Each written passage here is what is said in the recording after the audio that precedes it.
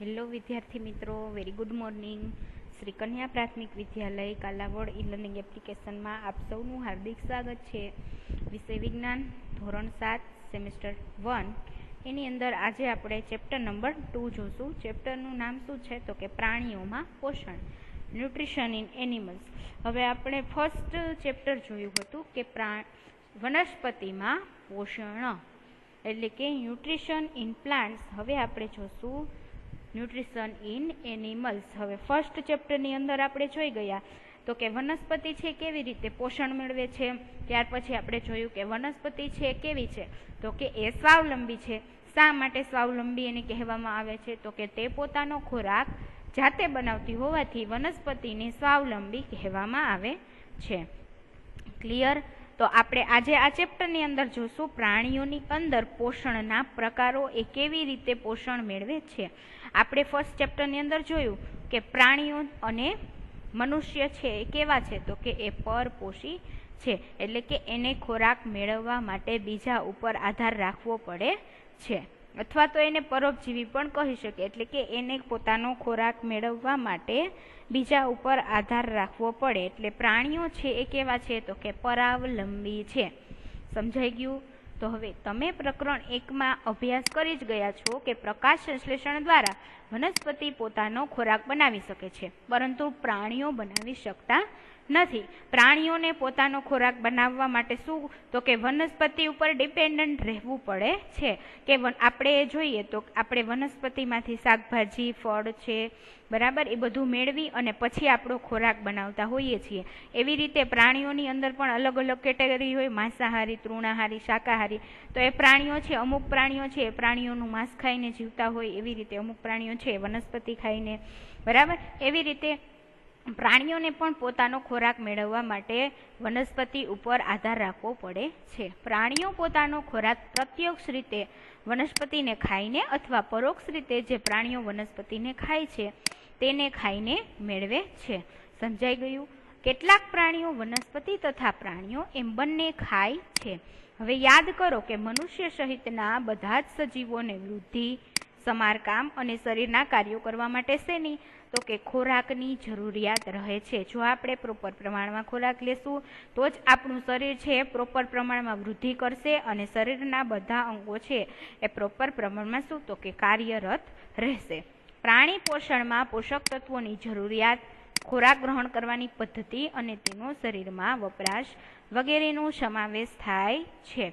તો કે પ્રાણી પોષણની અંદર પોષક તત્વોની જરૂરિયાત આપણે જોયું કે વનસ્પતિને પણ અલગ અલગ પ્રકારના ન્યુટ્રિયન્ટ્સ છે, ત્યારબાદ પાણી છે, એ બધાની રિક્વાયરમેન્ટ રહે છે ખોરાક બનાવવા માટે. તો પ્રાણીઓને પણ ખોરાક બનાવવો હોય, બરાબર, શરીરમાં એ ખોરાક લે તો એની અંદર અલગ અલગ પોષક દ્રવ્યોની જરૂરિયાત રહેતી હોય છે. તમે ધોરણ 6માં ભણી ગયા કે ખોરાક વિવિધ પ્રકારના ઘટકો ધરાવે છે. યાદ કરો અને તેની નીચે યાદી બનાવો. હવે તમને બધાને ખ્યાલ જ હશે કે ખોરાકની અંદર અલગ અલગ પ્રકારના ઘટકો છે એ રહેલા હોય છે. તો તમને અહીં યાદી કરવાનું કીધું છે. રેડી? તો તમારે શું કરવાનું તો કે તમારે અહીં યાદી છે એ કરવાની થશે. તો આપણે જોઈએ તો ખોરાકની અંદર કયા કયા ઘટકો છે એ રહેલા હોય. તો સૌ પ્રથમ કાર્બોદિત પદાર્થોની અંદર ગ્લુકોઝ, ફ્રુક્ટોઝ, સુક્રોઝ, સ્ટાર્ચ, એ બધા શું છે તો કે કાર્બોદિત પદાર્થો છે એ ખોરાકની અંદર હાજર રહેલા હોય. ત્યાર પછી પ્રોટીન, ફોર એક્ઝામ્પલ કેઝિન પ્રોટીન છે એ મિલ્ક એટલે કે દૂધની અંદર પ્રેઝન્ટ હોય. એવી રીતે અલગ અલગ પ્રકારના પ્રોટીન્સ છે પણ ખોરાકની અંદર રહેલા હોય છે.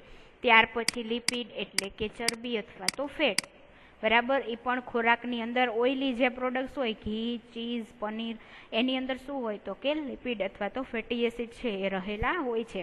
ત્યાર પછી આવશે વિટામિન્સ. વિટામિન ક્યાં પ્રેઝન્ટ હોય તો કે ફ્રૂટની, મોસ્ટલી બધા ફળોની અંદર શું તો કે વિટામિન્સ છે એ ભરપૂર માત્રામાં રહેલા હોય છે. ત્યારબાદ ખનિજ તત્વો, આયર્ન, મેંગેનીઝ, આવા અલગ અલગ પ્રકારના તત્વો પણ શાકભાજીની અંદર પણ પ્રેઝન્ટ હોય છે. રેડી? તો ખોરાકની અંદર કાર્બોદિત, પ્રોટીન, લિપિડ, વિટામિન્સ, ખનિજ તત્વો વગેરે શું હોય તો કે પ્રેઝન્ટ હોય છે. જે આપણે ખોરાક શરીર દ્વારા લઈએ તો આપણને ખોરાકની અંદરથી આવા અલગ અલગ ઘટકો છે એ પ્રાપ્ત થાય છે, જેના દ્વારા આપણું શરીર છે એ પ્રોપર પ્રમાણમાં વર્કિંગ કન્ડિશનમાં રહે છે. કાર્બોદિત જેવા ઘટકો કેવા હોય તો કે જટિલ હોય છે. આવા જટિલ ઘટકો તે જ સ્વરૂપમાં ઉપયોગમાં લઈ શકાતા નથી, તેથી તેનું સરળ સ્વરૂપમાં રૂપાંતરણ જરૂરી છે. હવે જટિલ ઘટકોનું સરળ સ્વરૂપમાં રૂપાંતરણ પામવાની ક્રિયાને શું કહેવાય તો કે ડાયજેશન એટલે કે પાચન કહે છે. વિદ્યાર્થી મિત્રો, આ તમારે વ્યાખ્યા ખાસ યાદ રાખવાની તો કે જટિલ ઘટકોનું સરળ સ્વરૂપમાં રૂપાંતરણ થવાની ક્રિયાને શું કહેવાય તો કે પાચન કહે છે. એટલે આપણે ખોરાક લઈએ, ફોર એક્ઝામ્પલ આપણે કોઈ પણ સ્ટાર્ચવાળો રાઈસ છે, બરાબર, ભાત, એની અંદર શું હોય તો કે ફૂલ પ્રમાણમાં સ્ટાર્ચ રહેલું હોય છે. હવે સ્ટાર્ચનું ડાયરેક્ટ ડિગ્રેડેશન છે થાય નહીં, પહેલાં શું થાય તો કે સ્ટાર્ચનું બ્રેકડાઉન થઈને નાના નાના એના ઘટકો બને, એમાંથી શું થાય ત્યાર પછી એ ડાયરેક્ટ બ્લડ દ્વારા શોષાય. તો સ્ટાર્ચ છે એ એક આપણે ઉદાહરણ તરીકે જોયું. તો હવે કાર્બોદિત પદાર્થો છે એ કેવા હોય તો કે જટિલ હોય છે. તો તમને અહીંયા જટિલ ઘટક આપેલો છે, તમે જોઈ શકો છો કે ચેઇન સ્વરૂપમાં છે, બરાબર. તો આનું ડાયરેક્ટ છે પાચન શરીરની અંદર થતું નથી, એટલે આવા જટિલ ઘટકો છે એનું સરળ સ્વરૂપમાં રૂપાંતરણ થવું જરૂરી છે, બરાબર. આ ચેઇન તૂટશે એટલે બધા અણુઓ શું થઈ જશે તો કે છૂટા પડી જશે અને સરળતાથી શું થઈ શકશે તો કે પાચનની પ્રક્રિયા છે એ સરળતાથી થઈ શકશે. ક્લિયર? ત્યાર પછી આપણે જોઈએ ટોપિક નંબર 2.1 ખોરાક મેળવવાની જુદી જુદી પદ્ધતિઓ. અલગ અલગ પ્રાણીઓ છે અલગ અલગ રીતે છે ખોરાક મેળવતા હોય છે. તો એની અંદર જોઈએ તો કે જુદા જુદા પ્રાણીઓમાં ખોરાક ગ્રહણ કરવાની રીતો કેવી હોય તો કે જુદી જુદી હોય છે. મધમાખી અને હમિંગબર્ડ વનસ્પતિમાંથી રસ ચૂસે છે. તમને બધાને ખ્યાલ જ હશે કે મધમાખી છે એ શું કરે તો કે ફળ ઉપર બેસે અથવા તો ફૂલ ઉપર કોઈ પણ જગ્યાએ બેસે અને શું કરે તો કે રસ છે એને ચૂસી લે, ત્યાર પછી મધપૂડામાં એનું સેવન કરે છે. એવી રીતે હમિંગબર્ડ નામનું જે પક્ષી છે એ પણ શું કરે તો કે વનસ્પતિમાંથી રસ ચૂસે છે. એવી રીતે નાનું બાળક અને ઘણા બધા પ્રાણીઓ તેમની માતાના દૂધ પર નભે છે. અજગર જેવા પ્રાણીઓ સાપ પ્રાણીઓને ગળી જાય છે. તમને ખ્યાલ હશે કે અજગર શું કરે તો ડાયરેક્ટ સાપને ગળી જાય અને પોતે એનો ખોરાક તરીકે ઉપયોગ કરે. કેટલાક જલીય પ્રાણીઓ આસપાસ તરતા ખોરાકના સૂક્ષ્મ કણોને તારવીને ખાઈ જાય છે. તો અલગ અલગ પ્રાણીઓ છે એ અલગ અલગ રીતે શું કરે તો કે ખોરાક મેળવે છે. સમજાઈ ગયું? આપણે જોયું કે પ્રાણીઓ છે ગાય, ભેંસ, કૂતરા એ બધાના બચ્ચા શું કરે તો કે માતાના દૂધ ઉપર નભે. એવી રીતે મધમાખી શેમાંથી તો કે ફૂલ અથવા તો ફળના પર્ણ કોઈ પણ હોય એમાંથી રસ ચૂસીને શું કરે પોતાનો ખોરાક મેળવે છે. હવે તમને એક પ્રવૃત્તિ કરવાનું કીધું છે, પ્રવૃત્તિ નંબર 2.1. એમાં શું કરવાનું છે તો કે નીચે આપેલા પ્રાણીઓના ખોરાકનો પ્રકાર અને ગ્રહણ કરવાની પદ્ધતિ કઈ છે તમારા અવલોકનો કોષ્ટકમાં નોંધો. તમને વિવિધ ખોરાક ગ્રહણ કરવાની પદ્ધતિઓ છે તમને જાણવા મળશે. ગોકળ ગાય છે, બરાબર. તમને અહીં પહેલાં તો સૌ પ્રથમ આપેલું છે પ્રાણીનું નામ, ત્યાર પછી ખોરાકનો પ્રકાર અને ખોરાક ગ્રહણ કરવાની પદ્ધતિ.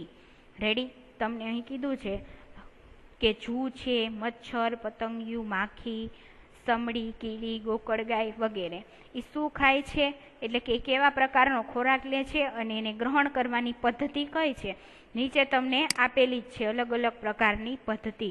સમજાઈ ગયું? હવે આપણે એક ઉદાહરણ જો લઈએ એટલે જૂ કે જે વાળની અંદર રહેતા હોય એ શું કરે તો કે વાળમાંથી આપણું બ્લડ છે એ ચૂસતા હોય, બરાબર. તો અહીંયા શું આવશે ખોરાકનો પ્રકારમાં આવશે ગ્રહણ કરવાના પ્રકારમાં તો કે ચૂસીને. અને અહીંયા શું આવશે રુધિર. ખોરાકનો પ્રકાર છે એમાં શું આવશે તો કે રુધિર, અને એ કેવી રીતે લે છે તો કે ચૂસીને. સમજાઈ ગયું? તો તમારે આ પ્રવૃત્તિ છે તમારી જાતે છે એ કરવાની છે. ક્લિયર? ત્યાર પછી આપણે જોઈએ ટોપિક નંબર 2.2 મનુષ્યમાં પાચન. મનુષ્યની અંદર ખોરાક ગ્રહણ કરવાની રીત વિશે આપણે જોયું કે અલગ અલગ રીતે મનુષ્ય છે ખોરાક ગ્રહણ કરે છે. તો હવે આપણે જોઈએ કે મનુષ્યની અંદર ખોરાક લઈ લે પછી એનું પાચન છે કેવી રીતે થાય છે. તો આપણે ખોરાક મોં દ્વારા ગ્રહણ કરીએ છીએ. પાચન અને તેનો વપરાશ પણ શું કરીએ છીએ તો કે કરીએ છીએ. આપણે જે ખોરાક લઈએ એનું મુખ દ્વારા એનું ગ્રહણ કરીએ છીએ. ત્યાર પછી શું થાય તો કે ખોરાક છે એ વિવિધ તબક્કામાંથી પસાર થાય એટલે એનું પાચન થઈ જાય અને એમાંથી જે જરૂરી ઘટકો છે એનું શું થઈ જાય આપણા શરીર માટે વપરાશ અથવા તો તેનો ઉપયોગ કરીએ છીએ. અપાચિત ખોરાક જે હોય વધારાનો જે બિનજરૂરી એ શું થાય તો કે મળની અંદર એટલે કે ફિસીસમાં રૂપાંતરિત થાય છે. તમે ક્યારેક વિચાર્યું છે કે ખોરાકનું આપણા શરીરમાં શું થાય છે? ખોરાક એક સળંગ માર્ગમાંથી પસાર થાય છે જે મુખ ગુહાથી શરૂ થાય અને મળ દ્વારની અંદર અંત પામે છે. હવે આ માર્ગને જુદા જુદા ભાગોમાં વિભાજિત કરવામાં આવે છે. સૌ પ્રથમ આવશે મુખ ગુહા એટલે કે આપણું જે મુખ હોય એના દ્વારા આપણે ખોરાકને અંદર લઈએ છીએ. ત્યાર પછી ખોરાક આપણે એને ચાવીએ છીએ દાંત વડે. ત્યાર પછી ખોરાક આગળ વધે છે અને ક્યાં જાય તો કે અન્નનળીની અંદર. અન્નનળી કોની સાથે કનેક્ટ હોય તો કે જઠરમાં. અન્નનળીમાંથી ખોરાક ક્યાં જશે તો કે જઠરની અંદર. જઠરની અંદર શું થશે તો કે ખોરાક છે એ વલોવાશે, એની અંદર જરૂરી પાચક તત્વો છે એ ભળશે. ત્યાર પછી ખોરાક ક્યાં જશે તો કે નાના આંતરડાની અંદર. એમાં બધું કાર્ય પતે પછી ક્યાં જશે તો કે મોટા આંતરડાની અંદર. અને છેલ્લે એ ખોરાક અપાચિત જે વધારાનો બિનજરૂરી ખોરાક છે એ મળાશયમાં જશે અને ત્યાર પછી મળદ્વાર દ્વારા શું થશે તો કે શરીરની બહાર એનો નિકાલ થાય છે. તો આપણે જે ખોરાક લઈએ એમાંથી જરૂરી જે ઘટક છે એ આપણા શરીર દ્વારા શોષાઈ જાય અને બાકીના જે તત્વો છે એ ફિસીસ અથવા તો મળદ્વારમાંથી નીકળી જાય છે. શું આ ખૂબ જ લાંબો માર્ગ નથી તો કે હા, આ બધા જ ભાગો ભેગા મળીને પાચન નળી એટલે કે પાચન માર્ગની રચના કરે છે. ખોરાક જુદા જુદા ભાગોમાંથી પસાર થાય છે ત્યારે તેનું શું થાય તો કે પાચન છે એ થતું રહે છે. હવે આપણે જોયું કે મુખની અંદર આપણે ખોરાક લઈ તો સૌપ્રથમ આપણે શું કરીએ તો કે સૌપ્રથમ દાંત વડે આપણે ખોરાકને ચાવવાની પ્રક્રિયા કરીએ. ત્યાર પછી ખોરાક અન્નળીમાં જાય, ત્યાંથી ક્યાં જાય તો કે જઠરમાં જાય. જઠરની અંદર ખોરાક શું થાય તો કે વલોવાય. ત્યાર પછી ક્યાં જાય નાના આંતરડાની અંદર. નાના આંતરડાની અંદર જરૂરી જે તત્વો છે એ શું થઈ જાય એનું શોષણ થઈ જાય. ત્યાર પછી મોટા આંતરડામાં જાય. એમાં શું થશે તો કે પાણીનું શોષણ થશે જે વધારાનું હશે એ અને જરૂરી જે તત્વો હશે એ બધાનું અભિશોષણ થઈ જશે. ત્યાર પછી ખોરાક મળદ્વારમાં જશે અને ત્યાંથી બહાર નીકળી જશે.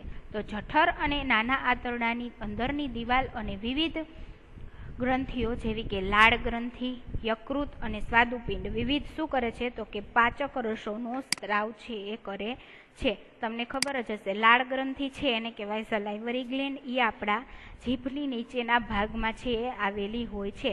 એટલે આપણે જ્યારે ખોરાક લઈએ ત્યારે શું થાય, આપણે જ્યારે ચાવવાની પ્રક્રિયા કરતા હોય ત્યારે લાળ ગ્રંથિમાંથી લાળ સ્ત્રવિત થાય, એ ખોરાકની સાથે ભળે અને એ લાળની અંદર એન્ઝાઇમ્સ આવેલા હોય બરાબર. એટલે કે એન્ઝાઇમ શું કરે તો કે આપણા ખોરાકને છે એ ડિગ્રેડ કરે છે. ત્યાર પછી યકૃત અને સ્વાદુપિંડ વગેરે પણ શું છે તો કે ગ્રંથિઓ જ છે. એ વિવિધ પ્રકારના રસોનો સ્ત્રાવ કરે છે અને આ પાચક રસો શું કરે તો કે જટિલ ઘટકોનું સરળ ઘટકોની અંદર શું કરે તો કે રૂપાંતરણ કરે છે. અને આ પ્રક્રિયા દ્વારા શું થાય તો કે ખોરાકનું પાચન છે થાય છે. હવે તમને નીચે અહીં આકૃતિ 2.2ની અંદર મનુષ્યમાં પાચન તંત્ર છે કેવી રીતે આવેલું હોય છે, આખું ગોઠવાયેલું હોય છે એ તમને બતાવેલું છે. તમે જોઈ શકો છો કે સૌ પ્રથમ આપણે શું કરીએ છીએ તો કે મુખ દ્વારા ખોરાક લઈએ છીએ. ત્યાર પછી આપણે ચાવવાની પ્રક્રિયા કરીએ એટલે શું થાય તો કે ખોરાક છે એ આગળની તરફ વધશે. તમે જોઈ શકો છો કે મુખની નીચે એટલે કે જીભની નીચેના ભાગમાં લાળ ગ્રંથિ આવેલી હોય છે. જ્યારે આપણે મુખ દ્વારા ખોરાક લઈએ લાળ ગ્રંથિમાંથી લાળ સ્ત્રવિત થશે અને ખોરાકની સાથે ભળશે. ત્યાર પછી ખોરાક પાતળા સાંકડા નળી જેવા સ્વરૂપમાં ક્યાંથી નીકળશે તો કે અન્નનળીમાંથી પસાર થશે. અન્નનળીમાંથી ખોરાક ક્યાં આવશે તો કે જઠરની અંદર. હવે જઠરની ઉપરના ભાગે યકૃત અને નીચેના ભાગે સ્વાદુપિંડ નામની બે ગ્રંથિ છે એ આવેલી હોય. એ શું કરે તો કે વિવિધ પ્રકારના પાચક રસોનો સ્ત્રાવ કરશે જેના દ્વારા ખોરાકનું શું થશે તો કે પાચન થશે. હવે યકૃતમાંથી પિત્તરસનો સ્ત્રાવ થશે. એ પિત્તરસ છે યકૃતની નીચે કોથળી જેવી તમને પિંક જેવી રચના દેખાય છે એને કહેવાય પિત્તાશય. એની અંદર જે પિત્તરસ છે યકૃત સ્ત્રાવ કરશે, પિત્તાશયની અંદર સ્ટોર થશે અને પિત્તાશયમાંથી ક્યાં જશે તો કે આંતરડાની અંદર જશે અને શું થશે તો કે ખોરાકનું પાચન થશે. ત્યાર પછી બીજી એક ગ્રંથિ છે તો કે સ્વાદુપિંડ. ત્યાર પછી જઠરમાંથી ખોરાક ક્યાં આવશે તો કે નાના આંતરડાની અંદર. તો આ ગૂંચડા જેવી જે રચના છે એ શું છે તો કે નાનું આંતરડું. ત્યાંથી ખોરાક ક્યાં આવશે તો કે મોટા આંતરડાની અંદર.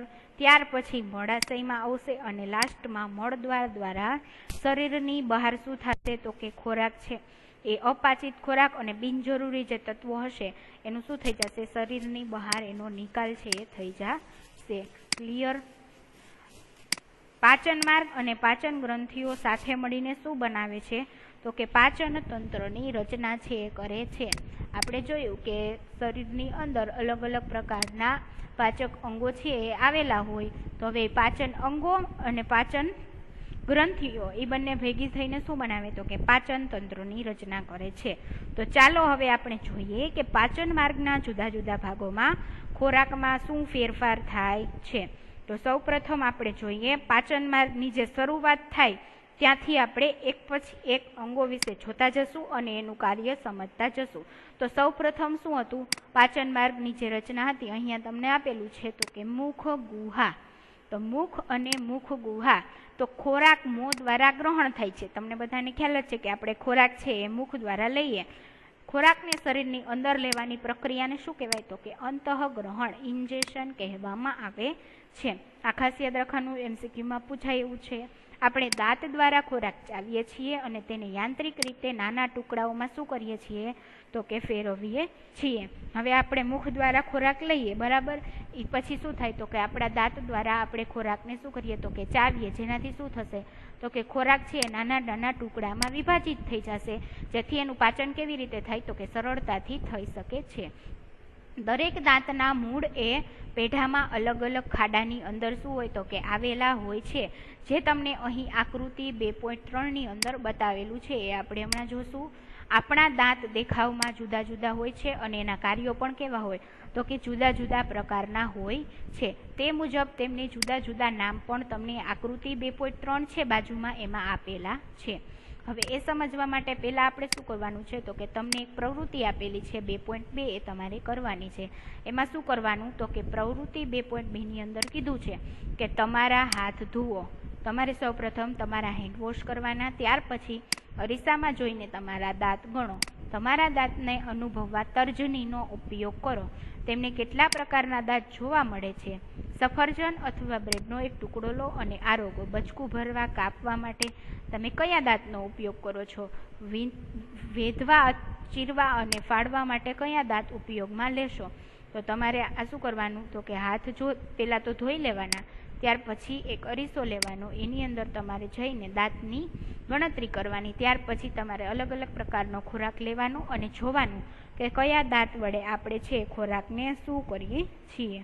ક્લિયર? હવે તમને અહીં આકૃતિ 2.3ની અંદર બતાવવામાં આવેલું છે કે દાંતની ગોઠવણી છે કેવી રીતે કરવામાં આવેલી હોય છે.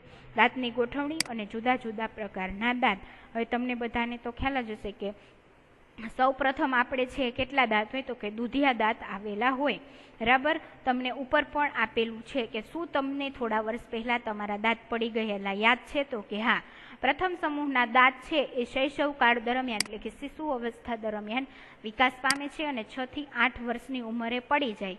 એને આપણે શું કહીએ તો કે મિલ્ક ટીથ એટલે કે દુધિયા દાંત કહીએ છીએ. તેની જગ્યાએ કાયમી દાંત આવે છે.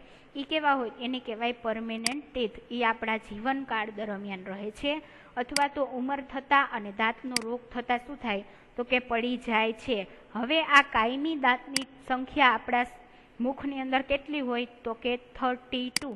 એટલે કે કાયમી દાંતની સંખ્યા કેટલી છે તો કે 32 દાંત હોય. 16 નીચેની બાજુ અને 16 છે ઉપરની બાજુ. એની અંદર પણ અલગ અલગ પ્રકારના દાંત છે આવેલા હોય. તમે જોઈ શકો છો તમને અહીં મુખની અંદર ગોઠવાયેલા દાંતની નીચેનો જે ભાગમાં ગોઠવાયેલા દાંત છે બરાબર એની આકૃતિ આપેલી છે. તો પેલા જે 4 હોય આગળના એ 4 દાંતને શું કહેવાય તો કે છેદક દાંત.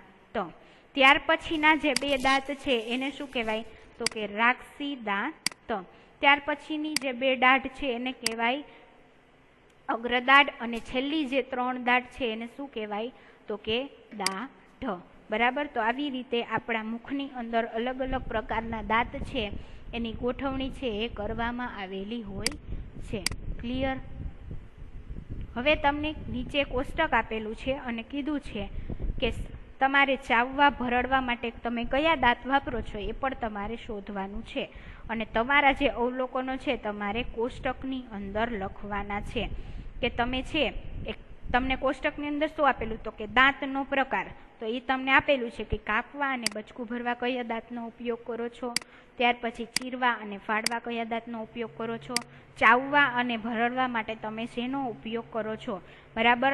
એની સંખ્યા નીચલા જડબામાં કેટલી છે, ઉપલા જડબામાં કેટલી છે અને બંને થઈને કુલ કેટલી થાય એની તમારે ગણતરી છે કરવાની છે. તમારે આ પ્રવૃત્તિ છે તમે આસાનીથી ઘરે છે એ કરી શકો છો. આ પ્રવૃત્તિ છે તમારે હોમવર્કની અંદર કરવાની છે. આ ટેબલ છે એવું બનાવી લેવાનું, પછી તમારે દાંત છે એની ગણતરી કરી લેવાની અને પછી જોવાનું કે અલગ અલગ પ્રકારે આપણે છે અલગ અલગ પ્રકારનો ખોરાક લઈએ તો આપણે એ ખોરાકને કયા દાંત દ્વારા છે એ કાપીએ છીએ. ક્લિયર? તો પ્રવૃત્તિ કમ્પ્લીટ થઈ ગઈ. તો આપણું મૂળ લાળ ગ્રંથિ ધરાવે છે જેમાંથી શું થાય તો કે લાળનો સ્ત્રાવ છે એ થાય છે. તો શું તમે ખોરાક પર લાળની અસર જાણો છો કે નહીં? તો ચાલો આપણે એ જાણીએ. હવે આ તમારે શું કરવાનું તો કે એક પ્રવૃત્તિ કરીને તમારે આ પ્રયોગ છે એ કરવાનો થશે. એ આપણે નેક્સ્ટ લેક્ચરની અંદર જોશું. Thank you.